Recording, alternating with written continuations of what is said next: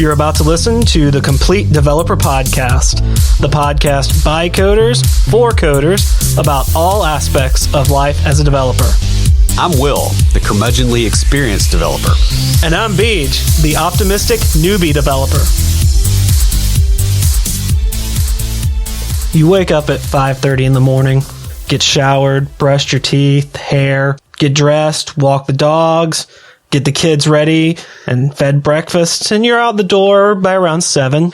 After dropping off the kids at school, you remove the Frozen soundtrack and put on a coding podcast, like Complete Developer Podcast, for your drive to work.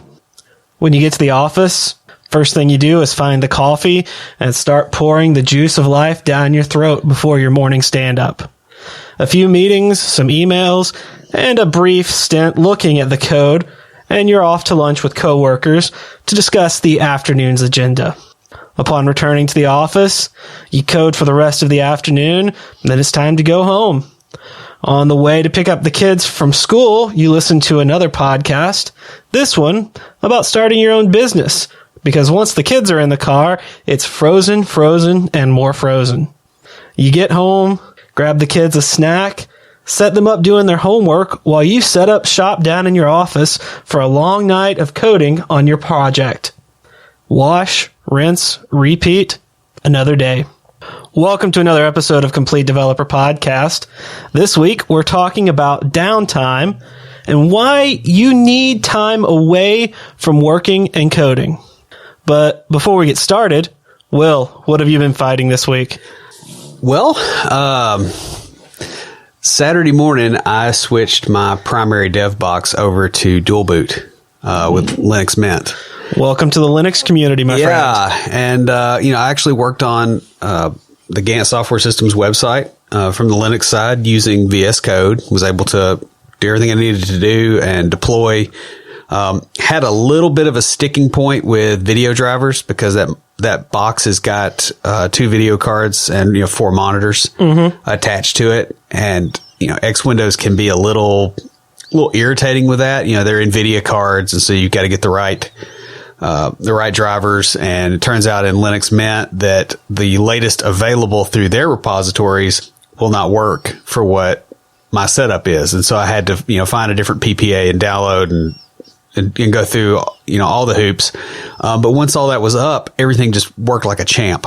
Nice. I mean, I've got one problem that's lingering, and that is Google Chrome. If I click it and try to drag it, it puts it one screen over to the right from where it actually should be. It's because Chrome apparently doesn't understand the way X Windows is laying things out. Like every other app works. It's just Chrome. Even Hangouts works. That's funny. Yeah. So I don't know, man. But I heard today that about recently Google's cloud services had gone down, affecting a lot of people. But one thing it didn't affect was Google's services. Okay. So it just tells you Google does not use their own service, which can be a good and a bad thing. It was on the MS Dev show that I heard about it, and they were talking about when a similar thing happened at Microsoft to Azure, and because Microsoft is so use our own service, use what you test what you use, the Azure diagnostics were on Azure. All right, then we'll just leave that there. Let that hang in the air. I'm not going to comment on that because it's going to be mean. Yeah. So, how about you this week? Well, talking about Linux, those of you that have been following along, if you're taking bets on who I've converted that would go full Linux first, I have the answer. This afternoon, I went over to my friend Jason's house and installed Ubuntu on his machine. Full install, no dual boot. He is full bore Linux. Nice. Yeah. He really likes it, and he's like, it has everything that I want to do. Yeah. He's like, I want to get on the internet and I want to listen to music and watch videos. I'm like, all right, yeah, you can do all of that, and it's probably going to be faster. Well, there's no probably. It is going to be faster. So he's happy with it. And when I left to come up here, he was kind of playing around with it. Did that. Also, we've come to a decision that my mother is no longer allowed to be around any internal combustion engine. That's a good idea. She's had lots of car troubles over the years, but the most recent thing is just I went over to help her mow the lawn at the new place because the back area, hadn't been mowed probably since my uncle was alive a couple years ago, and it's up above my knees. And when I got over there, she said, "I think I broke the lawnmower." I'm like, okay. That takes talent. Yeah. Because those things are kind of ruggedized, Yeah. So what happened? She was out mowing and put gas in it and said, "Oh, I need to check the oil," because she checks the oil whenever she puts gas in her car. So when she checked it, she thought it was low, so she put more oil in it and it started smoking. And so I said, "All right, well, I'll take a look at it." And I got it out and I started up and it smoked a bit. And I was like, all right. And then it kept on, this white smoke coming out. When it started shooting out oil, I was like, no. That's not a good sign. Cause you got oil flying all over the place and America invades and wait, never mind. I was just like, nope. And so, I ended up taking it over to my uncle's. I mean, that man. There's always that one guy that can fix whatever you break. Yeah. You better hope that guy stays around a long time. Well, I dropped it off at his place on the way here, and he called to say it was fixed before we started recording. So. Alrighty. Well, I guess let's roll the music. Roll the glorious music.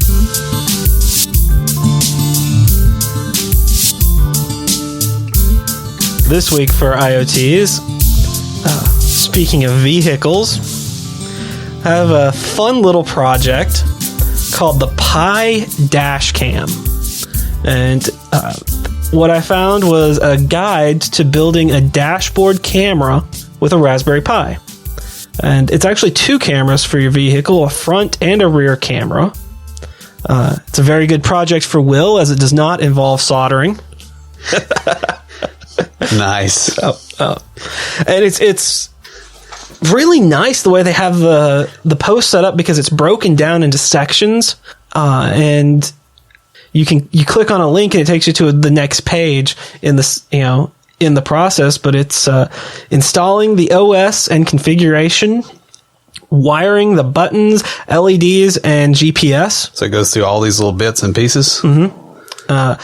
Packaging, or the built-in version, and how to put it all together so you don't have wires sticking out, and then the final setup with the cameras. And the hardware that's used is, of course, a Raspberry Pi Model B for this particular project, the Stealth Black Raspberry Pi case. Pi camera is your front camera, and the Microsoft LifeCam HD 3000 is your rear camera. It uses three 3mm LEDs, the Pi camera mount, and of course, with most Raspberry Pi projects, a micro SD card. And information is there on using either Arch Linux or Raspbian OS to set it up. Is it Arch or Arch? I'm not sure. I just said Arch because math. I've heard it both ways. Arch Linux makes it sound like, it's evil. I don't see the problem here. All right. So getting started this week, I want to start off with a quote from Zen Programming. It states, "A programmer is more than a programmer. You must do something which has nothing to do with computers. In your free time, go sailing, fishing, diving, do meditation, martial arts." So, what is downtime? That is basically a break. No. Dictionary definition, though. is inactive time, as in between periods of work. That's the Merriam-Webster definition. Yeah. I also looked up the Urban Dictionary definition, which is a period of rest or sleep taken during the day. Downtime. Okay. I'm rather surprised that the definition from Urban Dictionary was something that you could actually share. Everything I've ever looked up on there has been not that. Yeah, exactly. And that's why I shared it, because it was accurate and somewhat funny. This is not a time to work on other projects. And I also looked up downtime on Quora. I found a couple of great responses to what to do during downtime, or how to have downtime. But this is from Ramanan, I think. Yeah, Ramanan Jagannathan. I think. Jagannathan. Yeah, we're probably butchering the guy's name, but he had a really good quote. Yeah, and so it's worth sharing, and it's have something worth spending time boasting of outside of work. This helps you to have something to draw inspiration from when things don't go well at work. This time can mean time not coding at work, but for this episode, what we're going to talk about is total downtime, or why we as developers need to step away from the computer and get time away from working and coding. And so a lot of this has to do with taking time for yourself to refresh and relax, for your mental well-being. Well, and for your physical as well. I know just the other week you talked about playing video games for 6 hours one day. Yeah. And feeling guilty about that. Yeah. And I still do that. I mean, I was doing yard work yesterday, and I kind of felt like I should be doing something else. And it's very strange when you get in the habit of working a lot of hours for a very extended period of time. Exactly. So, why do you need downtime? Why do you need to take time away from work? Well, it's, avoiding burnout is a big thing. Exactly. And that's one thing I've run into a lot. And what burnout is phisical or mental collapse caused by overwork or stress. That's also from the Merriam-Webster dictionary. Yeah. And I'll just, do as an aside here. I've probably been through this 5, maybe 6 times in my career. And it's something that sneaks up on you. Like it's not like a sudden onset. It's not like getting hit by a car. It's like getting sunburned. Yeah. That's a good way of you don't know you have it until all of a sudden you're like, I look like a lobster and I'm hurting. Yes. Yeah. Although I guess, we talked about burnout some in one of our earlier episodes on mental health and kind of the health of developers. But just kind of want to review quickly some of the effects of burnout. The physical effects can be feeling tired and drained most of the time. Which is pretty much where I've been here lately. Mm-hmm. Lowered immunity, or feeling sick a lot, even if you're not actually sick. Well, and it won't just be feeling sick either. It can be a lot of aches and pains. You'll get a lot of inflammation because of your body's stress hormones. Yes. And so, like, if you're like me and you've got a lot of old injuries, like, one thing I can tell is that they will start hurting when I'm getting burnt out.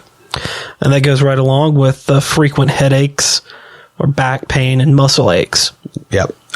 Some other symptoms that come up as well are things like TMJ, grinding your teeth at night. Will do that. I had a pretty bad bout of that a couple of weeks ago, where I was waking up every morning and my teeth were hurting, and I couldn't figure out what was going on. And you're like flossing like crazy and all this stuff, and going, nothing's wrong in my mouth, but my teeth hurt. And then I get about halfway through the day and I'm like, wow, they're not hurting now. And what it was is I was clenching my jaw so much at night from stress that was happening. And I was sore. I actually had the whole, the TMJ thing going on, where I had the really sharp pain right in front of my ear. Yeah. That's the exact spot for TMJ. Yeah. And it'll do that. You'll find yourself also just generally being tense, so you'll be more injury prone because you are tensed up. Like you're waiting on something to happen, and it'll, so like for instance, if you're relaxed and you fall down on concrete, you might not hurt yourself anywhere near as bad as if you're already stressed when you fall, because you'll hit the ground already tense. There's a concept that we learned about in medical school called tensegrity. And it's the idea of how within the system of the body, all the parts relate through, like, the muscles and bones are basically levers and pulley systems. Yeah.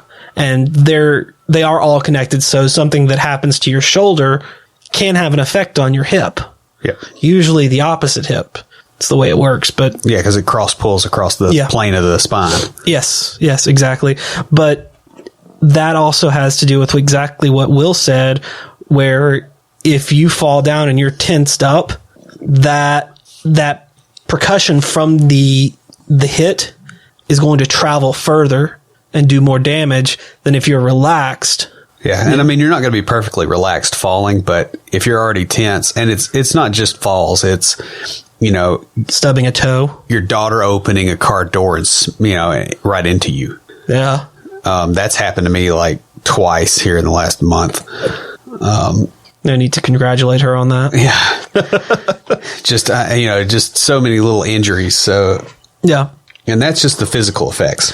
The emotional effects of burnout can be a sense of failure or self-doubt, feelings of helplessness or being trapped and being defeated. Yeah. And, I've noted this a lot, actually myself here lately, because I've had a pretty good little workload that I've had to deal with. And then I feel like I can't get out from under it because, especially when tax season hits is when it gets me, the worst as far as the helplessness, because it's like, okay, I worked so hard and all that money's just gone.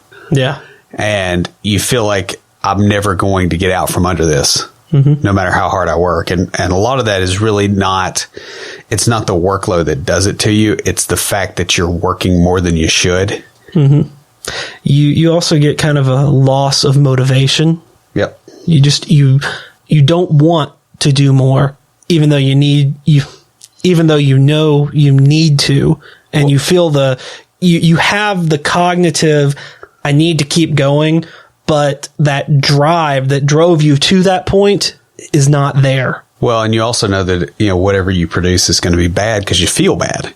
Yes, exactly. And so there's a reluctance to do that. I mean, there's some emails that I've got in my to-do list that I need to send out that I haven't, just because I wasn't feeling it. And I haven't been feeling it for, a week or two.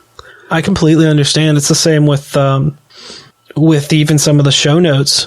Yeah. Like, there have been shows that we have scheduled that we've recorded other episodes because it was just, this is going to take some effort, and we're both really, really busy. So, yeah. Also, you can kind of get a sense of detachment. That's feeling alone, even when you're around other people. It's either detachment or, I'm trying to think of the best way to put it. It's like the black abyss. It's more of a notion that, it's not going to go well no matter what you do. Yeah. So that's almost like depression. Yeah. It presents with very similar symptoms. In fact, it crosses up with those same symptoms because it starts that same almost viral loop. Well, as we discussed in the mental health episode, burnout can lead to depression. Well, like if you look at Winnie the Pooh, is Eeyore burnout or is he depressed? And how could you tell? Yeah, that's a good point. It's depression that you're basically, leave it to the guy with a kid to bring up Winnie the Pooh. Yeah, well, it's almost a form of depression in a lot of ways. Going right along with that, you see an increase in being cynical or having a negative outlook, and a decrease in satisfaction and sense of accomplishment. Yeah. Well, I mean, like the smallest victories that you make start seeming like they're really not that big of a deal, and that it doesn't matter what you do anyway. Yeah. So taking some time away from work, it'll help you avoid burnout, and it'll help you refresh and relax. Yeah, and just loosen up. Like I went on a trip to Vegas 2 weeks ago and some change at this point. Or at the point of recording, not at the point of publication. But anyway, one thing that I really noticed on that trip was I was actually able to chill out a little bit. Now, not a whole lot. It was a business. Yeah, it was vacation. a business trip, but it's odd how just being able to hang out with people and just like go to lunch and it's a casual kind of thing. And it really made a difference coming back. And what it also made me do was dread coming back, because I still knew I had the same workload, and it didn't really occur to me until I had that break just how bad the workload had been. Yeah. For my well-being. Yeah. And it's one of those things that no matter what anyone else tells you, you don't see it as being a problem until you get that break and you're like, I need to do something different here. Yeah. Change the way things are. And it can give you a better perspective on life and give you a perspective on the code that you're writing. Yeah. It makes a difference because there's a lot of perfectionism in this industry, and a lot of times you really can't afford perfect. Yes. And people want to build these very complex systems that do everything exactly. And it's like, sometimes you just need a shell script that gets 80% of the work off your plate. And that's definitely been a huge thing that's very easy for me to forget, because I deal, especially when you deal with like enterprise level coding where, massive uptime is expected, and, something that's, 1% of the time is still a lot of work. So you want to get 100% covered. Whereas, in your personal life, it's like, I can get an 80% solution and I'm still way ahead.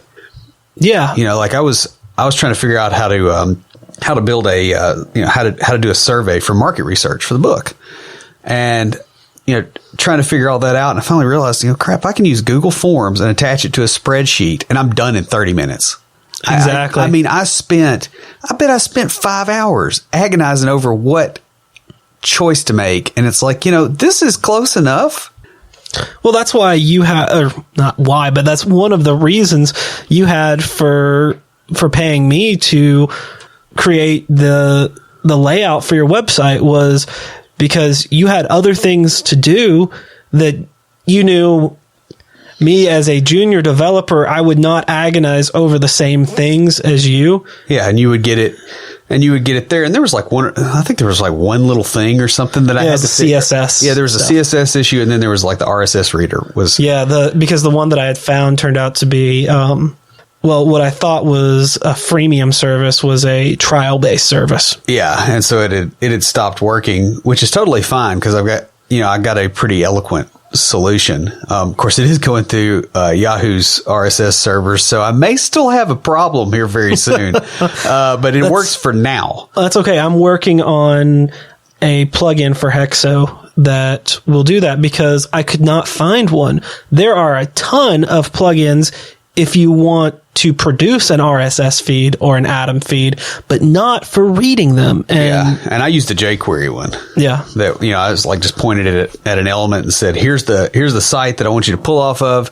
Here's the little bit of configuration. It's like 10 lines of code. Mm-hmm. And now there's the complete developer stuff on the Gantt software system site.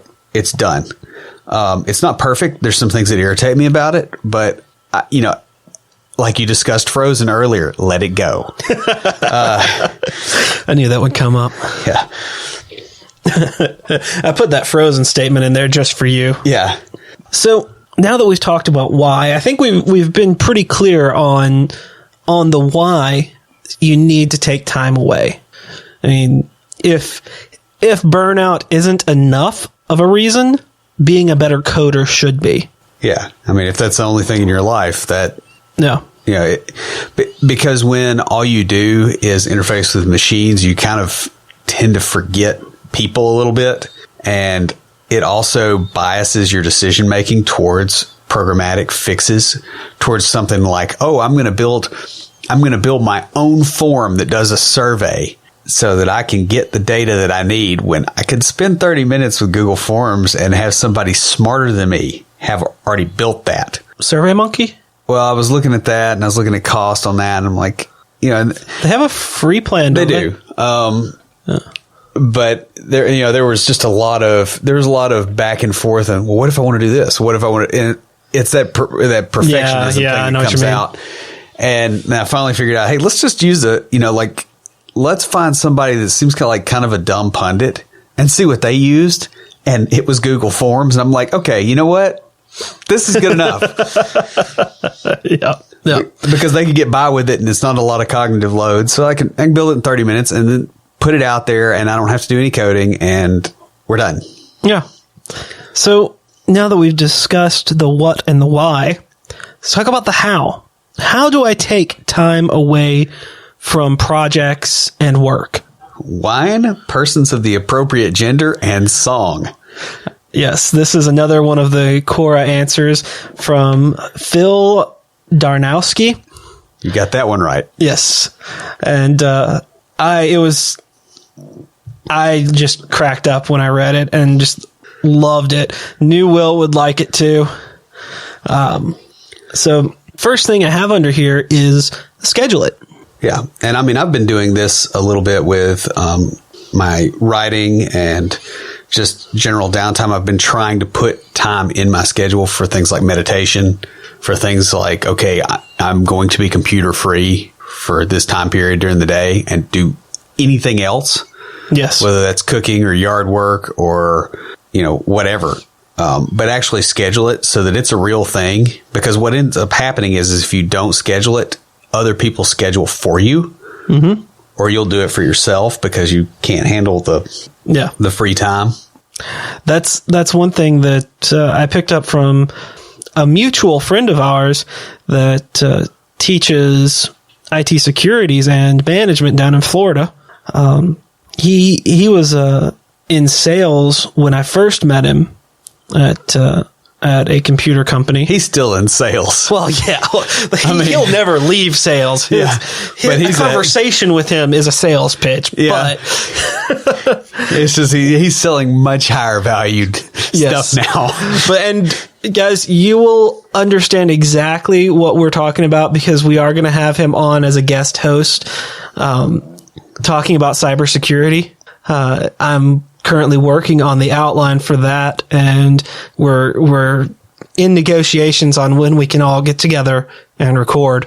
He and his wife moved down to Florida almost 10 years ago. Yeah, it's been a while. Yeah, but they moved down there, and she told him she wasn't moving north of Atlanta after having lived down there for a couple of years. Yeah. But well, and they kind of had that point too where they realized they were overworked. Yeah. And that's one thing that I've gotten just from casual interaction with him is that he makes sure that he doesn't get to the level of burnout. He does. He's very good at it. And some of that too, I think, is because of he had a near miss. Yeah. And it refocuses things. Well, you remember the way I was in college and grad school. I had a tendency to add things to my workload Until you couldn't carry any of them. Yes. And I remember I had one semester that I was working 40 hours a week and taking a full load of graduate courses. And that was a rough semester. Yeah. I made all A's, by the way. I do remember that. And kept my job. Yeah, well, and we were doing martial arts too at that point. Yeah, we did martial arts twice a week. Yeah. Oh. For 2 hours at a time. Mm-hmm. That was my one and only social interaction outside of work and school. Yeah. And it was really, really rough on you. And, I know, spending time with family and friends is a big part of this, because if you, especially with the social isolation that you do get with burnout, like the tendency is to withdraw from people you care about. And that's something you have to combat. I know that you do that. You go and you spend a bunch of time with your nieces and your nephew. Yeah, as much as I can. That.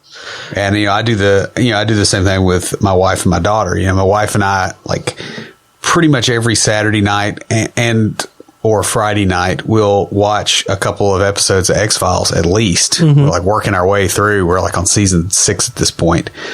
And then with my daughter, I do the same thing. So it's not X-Files. We play Nintendo. So she just loves old Super NES games. I don't blame her. Those games are fun. Well, she doesn't want to play them. She just wants to watch. Like Final Fantasy 3. Like I can get her to do anything I needed to get her to do because she wants to play that game. Well, those games had some really good storylines. They did, because they couldn't overcompensate with graphics. But that's definitely very helpful. Now that doesn't mean you have friends on the list, and you and I will go out to lunch with He Who Shall Not Be Named. Yes, and I actually typed in He Who Shall Not Be Named. Yeah, we'll go out to eat and all that kind of stuff. And we're hoping to have a fishing trip come up too. Yeah, we have another friend of ours from college that we go.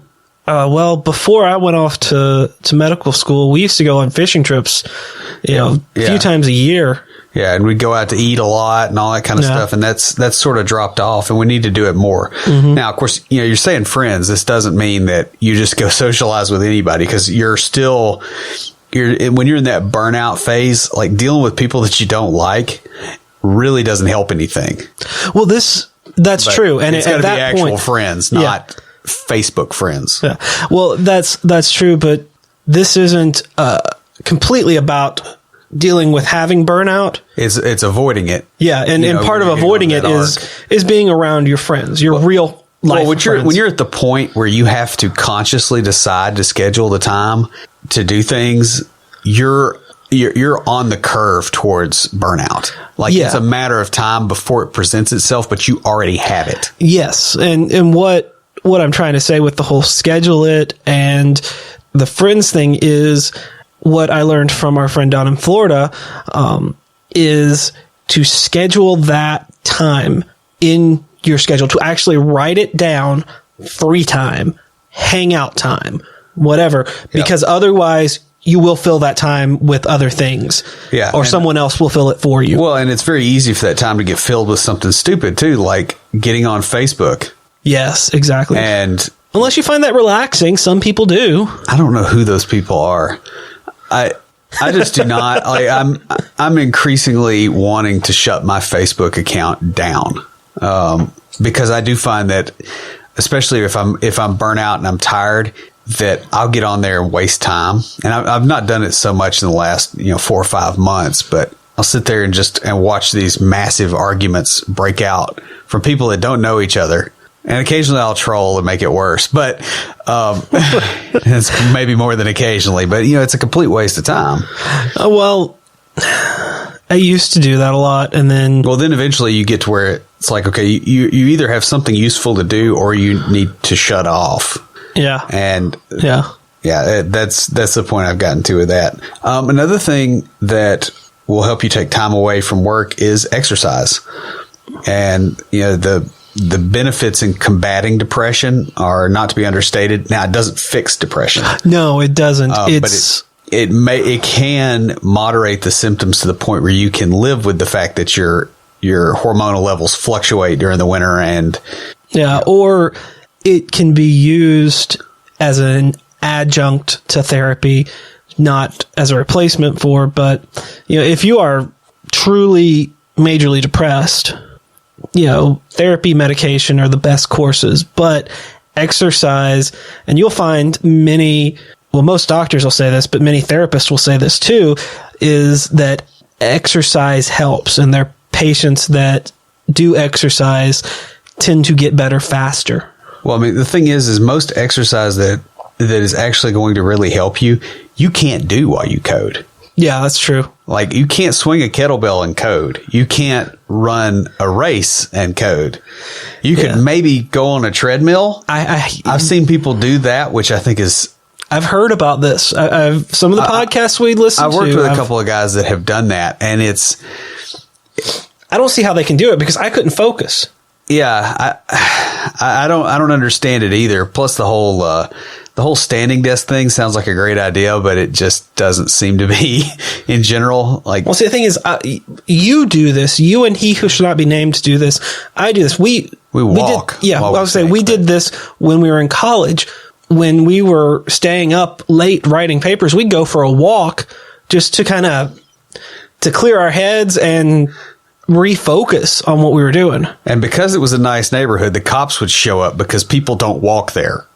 You remember that? Yeah. Yes, I do remember that. It's like, okay, I know we look scraggly, but we don't look that scraggly, do we?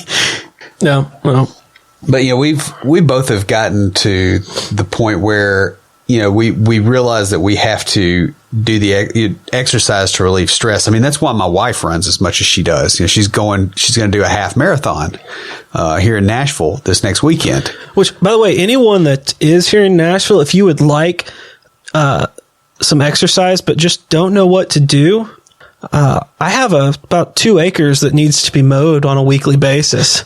It's great exercise. It'll really work that aggression out. Yeah, it will. Or it'll cause it. Yeah.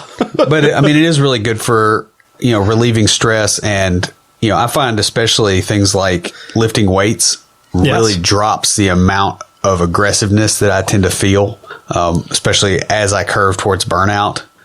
It's funny. I was helping my mom set up a motion sensor light at her new place. And we were nailing in a board to drill into to screw it in. And it was kind of an odd angle, and she's smaller than me. So she's like, well, let me give it a try. And she gets up there and she's just pounding away on it. And then she's been stressed lately. And I said, you know what? Just take out your aggression on it. And she when she climbed down off the ladder, she looked at me. She's like, that was a good idea.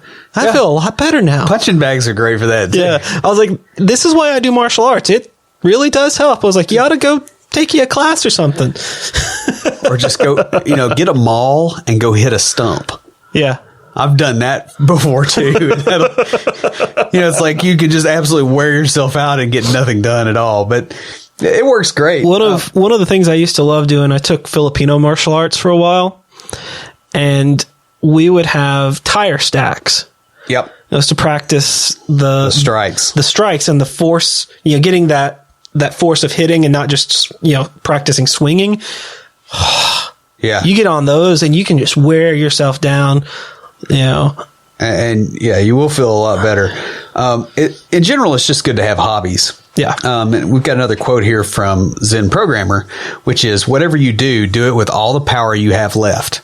Like you do in your work time. Do it seriously. A hobby is not just a hobby. It's an expression of who you are. Don't let anybody fool you when they say hobbies are not important. Nowadays, we can afford having hobbies. And the point of this is like, when you're in a survival situation like Stone Age, you couldn't really have hobbies, but we do produce enough. Yes. Most of us produce a surplus, honestly. And if you're like my dad, his hobby is gardening. Yeah.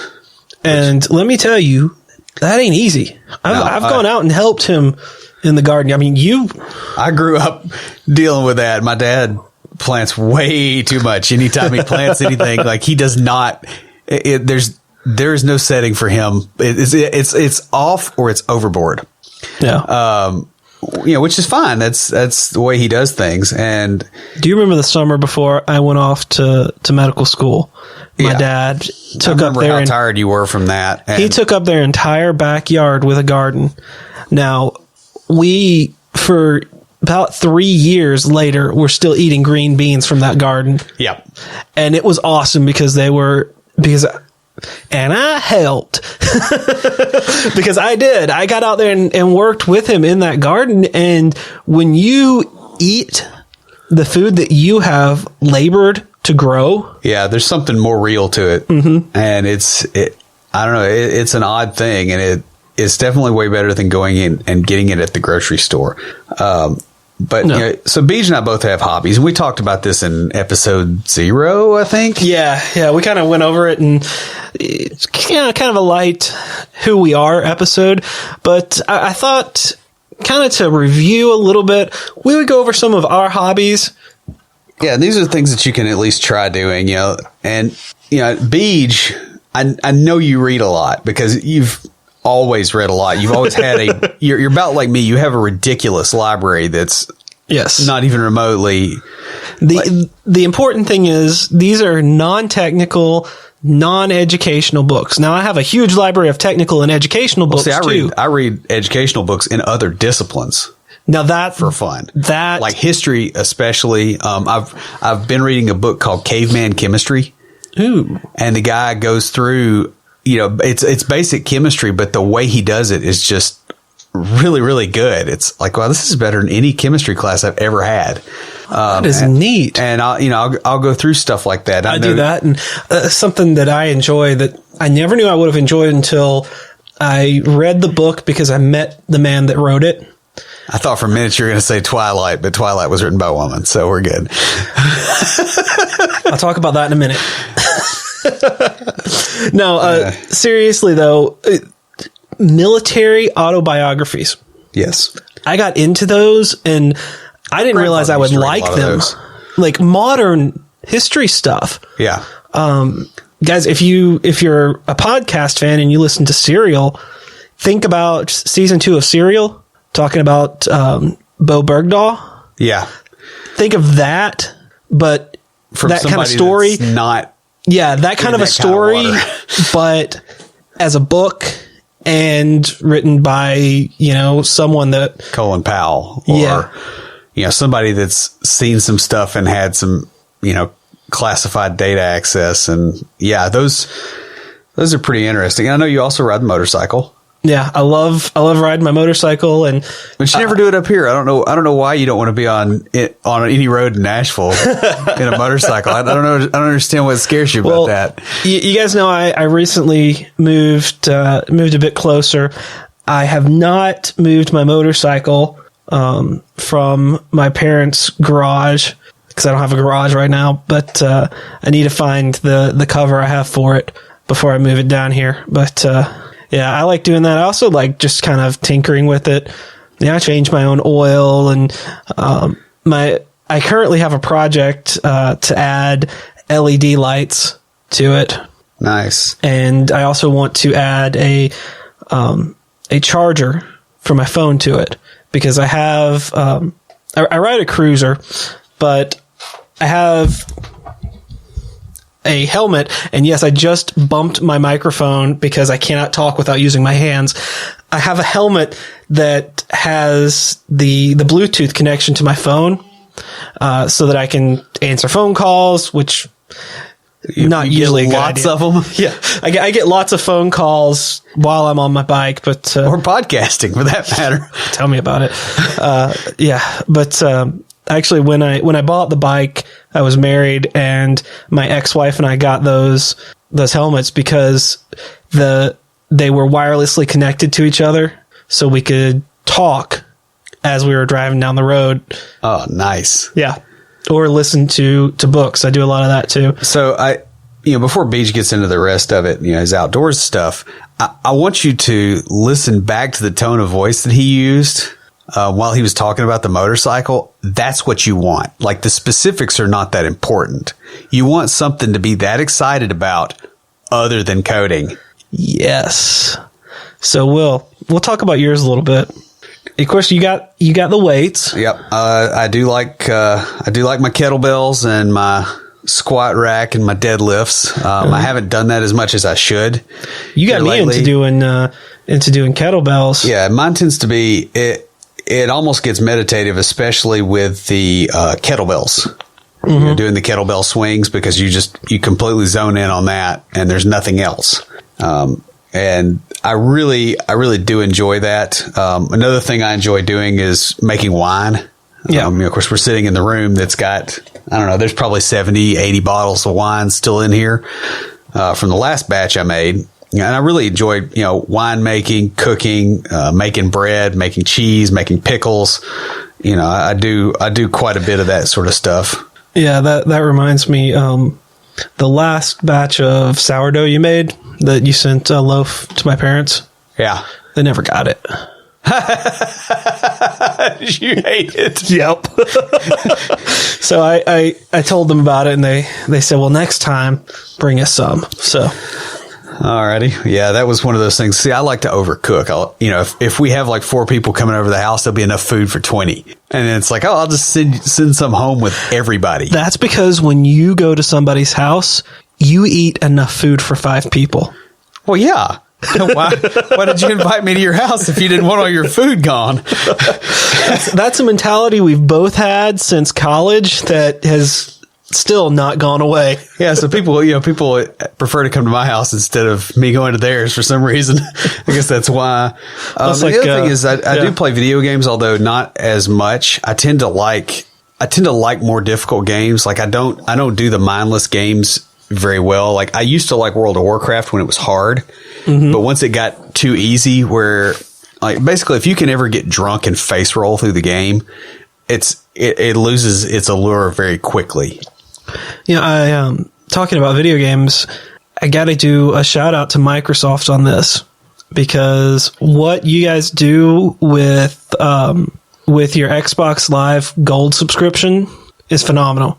I've talked to my friends that are on the other platforms, and they do not get the quality of games that you guys provide for us live subscribers. And I tend to go for indie games a lot more, or not really indie, but smaller publishers. Like I've been playing Factorio, which is, it's like you're building a factory on an alien world, and you're having to deal with, the materials and trying to, load balance and all that stuff. It's very appropriate for a programmer for the way that I tend to think.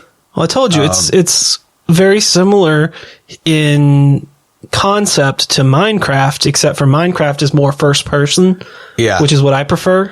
Yeah, I like the old school, like top down. Super Nintendo or Nintendo view from, looking down on something. Yeah. So I really enjoy that kind of stuff. Like I said, I have not had the time lately. Just fighting with the burnout, just in general. Like I've had too many things on my plate, and I think part of it too is I've had a lot of things on my plate and have not felt a great deal of reward from most of them.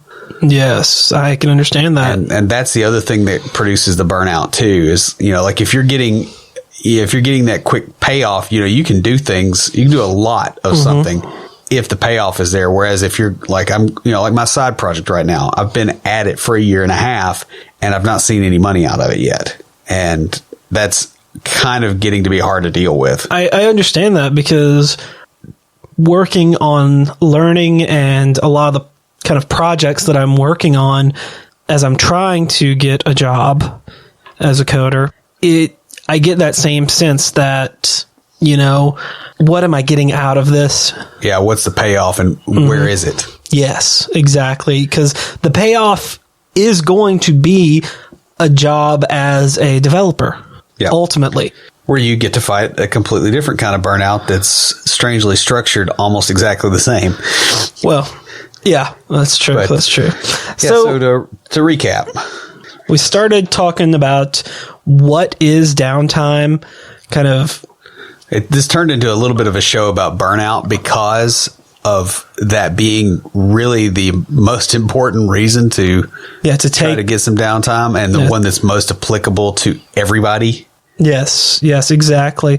And what it basically boils down to is you want to take time away from work, away from coding, and even your side projects to refresh and relax, help your mental well-being, and get a better perspective on life and on the code you're developing and how it interacts with other developers, other code, and customers. And some of the ways to do this, like the how, is first off, schedule free time. That sounds kind of oxymoronic, but you really do need to schedule your free time. Yeah, and that way you can actually look at your week and go, hey, do I have enough? Yes, you can look at your week and go, do I have enough? And you can look at your schedule and say, no, I've got something planned then. Yeah.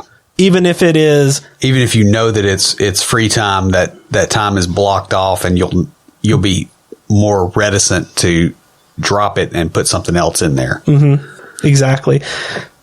When you're doing this, you can set aside time to spend with your friends and family. Definitely set up a exercise schedule. Even if all you can do is get out and walk around the block, that's a start. Yeah. And that it's amazing how a little bit of exercise will help. There's something to be said too for just the act of doing something that's a rebellion from overwork. Yes. Like you control a variable now. Yeah, that's a great mental concept. Yeah, because if the overwork controls you 100% of the time, it controls you. If it controls you 99% of the time, it doesn't control you. That's true. That's true. And finally, have a hobby that isn't coding. Yeah. Have 10 hobbies. Yeah. Of course, I have hobbies that are coding related, like IoT, but you notice I didn't mention those. Yeah. Well, because that's kind of part of your development, and those are part of that. Yeah. Yeah. And I would almost leave video games off too, because the fact of, okay, I'm sitting in front of a screen. Yeah, that's true. And the same thing with watching TV. It's like, that's not even on here for either of us. Yeah. Get out and do something else. Sometimes it's a nice social thing, and it's a nice bonding experience, but it doesn't. Before we go a little too far, sometimes you need to let your brain relax. In med school, my ex-wife and I used to go and watch just like the dumbest movies after tests, because usually we had 2 or 3 tests in a row, and we had been studying nonstop for weeks for those tests, and we were fried. Yeah. And we didn't have the cognitive capacity left to go watch an intellectually stimulating movie. We went and watched kids movies, mostly like young children's movies, because one, at 2:00 in the afternoon, there's nobody in there, and also, yeah, you didn't need to run your brain that hard anymore. Yeah, and exactly. I mean, this is what a lot of the physical activities can actually take the place of as well. Mm-hmm. Just because you're not having to over focus. Obviously, you don't want to be driving a motorcycle through traffic. Yeah, because that's definitely quite stressful, and that's not going to let your brain relax. But taking it out on the back roads. Yeah. Especially through the mountains where they're not too windy, but they're just windy enough. Nice. So, before we close everything out, Will, what do you have for us this week for Tricks of the Trade? Well, I want to talk about the way that your software loads up other systems. And this actually dovetails nicely with the whole downtime thing. When you're doing processes in a batch, like let's say that you're sending out emails in bulk, right? It's coming out of a database table because you're using that kind of like a cheap message queue because you're sad. Actually, that's the way just about everybody does it still. Let's say you have 1 million emails and you have a console app that's going to be running and sending those. How do you do it? How do you structure your app to actually do that? And this is where the whole downtime thing comes in, because you want to send a chunk of them and then stop for a minute and then send a chunk of them and stop. This is the way that you interact with other systems just in general. And the reason you do that is what happens when you send 1 million emails and on the second or third email, the server flags you for spam. They just disappear. All the rest of your emails are gone. Yeah, all that goes into the ether. Or it bounces back and you get 1 million emails coming into your inbox. So you don't have time to catch it.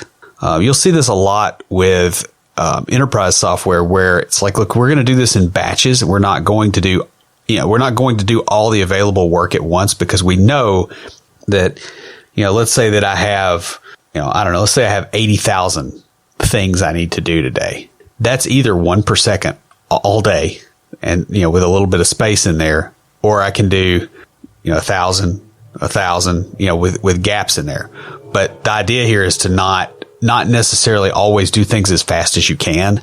because a lot of times that really does very interesting things to networks. This is how you get catastrophic, cascading failures in systems, is when you are actually overloading them. This is why we talk, the burnout thing is really the neural version of this same structure. It's an anti-pattern. It's like you're trying to do too many things at once, and so you do none of them well. And when something falls down, what happens?